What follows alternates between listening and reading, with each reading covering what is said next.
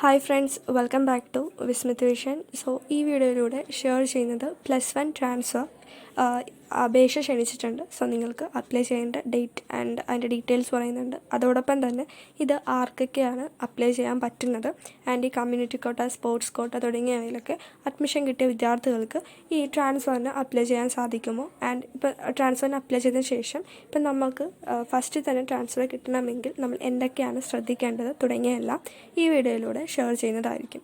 So നിങ്ങൾ ആദ്യമായിട്ടാണ് ഈ ചാനൽ കാണുകയാണെങ്കിൽ സബ്സ്ക്രൈബ് ചെയ്യുക. തുടർന്നുള്ള വീഡിയോസിൻ്റെ നോട്ടിഫിക്കേഷൻ നിങ്ങൾക്ക് ലഭിക്കുന്നതിന് വേണ്ടി ബെൽ ഐക്കൺ കൂടി എനേബിൾ ചെയ്യുക. അപ്പോൾ ഇന്ന്, അതായത് 17-ാം തീയതി മുതൽ നിങ്ങൾക്ക് 19-ാം തീയതി ഉച്ചയ്ക്ക് 2 മണി വരെയാണ് ട്രാൻസ്ഫറിന് അപ്ലൈ ചെയ്യുവാൻ സാധിക്കുന്നത്.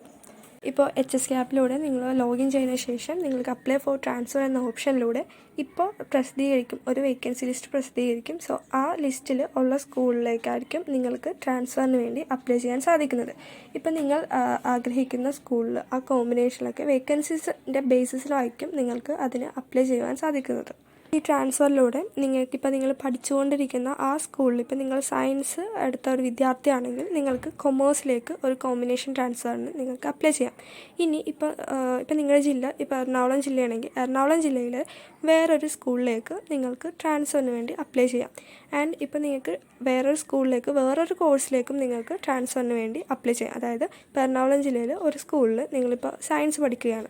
സോ നിങ്ങൾക്ക് എറണാകുളം ജില്ലയിൽ തന്നെ വേറൊരു സ്കൂളിൽ ഇപ്പോൾ കൊമേഴ്സ് കോമ്പിനേഷനിൽ തന്നെ നിങ്ങൾക്ക് അപ്ലൈ ചെയ്യുവാൻ സാധിക്കും. ഈ ട്രാൻസ്ഫറിന് അപ്ലൈ ചെയ്യുമ്പോൾ വേക്കൻസീസ് നോക്കി വേണം നമ്മൾ അപ്ലൈ ചെയ്യാൻ വേണ്ടി. ഇപ്പം നിങ്ങൾ ആഗ്രഹിക്കുന്ന സ്കൂളിൽ ആ കോഴ്സിൽ വേക്കൻസീസ് ഉണ്ടോ എന്ന് നോക്കിയിട്ട് വേണം നമുക്ക് ഇഷ്ടപ്പെട്ട സ്കൂളിൻ്റെ ആ ഓർഡറിൽ വേണം നമ്മൾ ഓരോരോ ഓപ്ഷൻസ് നൽകാൻ വേണ്ടി.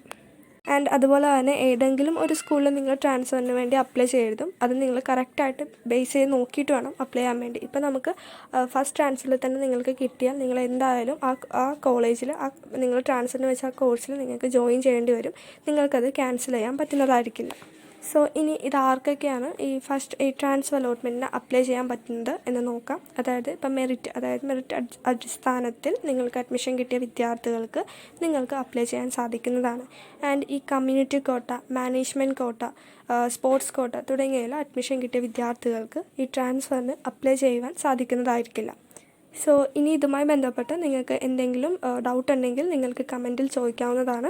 ആൻഡ് വീഡിയോ നിങ്ങൾക്ക് യൂസ്ഫുൾ ആണെങ്കിൽ ചാനൽ സബ്സ്ക്രൈബ് ചെയ്യുക. അതുപോലെ തന്നെ ട്രാൻസ്ഫറിനൊക്കെ അപ്ലൈ ചെയ്യാനിരിക്കുന്ന നിങ്ങളുടെ സുഹൃത്തുക്കൾക്കൊക്കെ ഈ വീഡിയോ ഒന്ന് ഷെയർ ചെയ്ത് കൊടുക്കുക.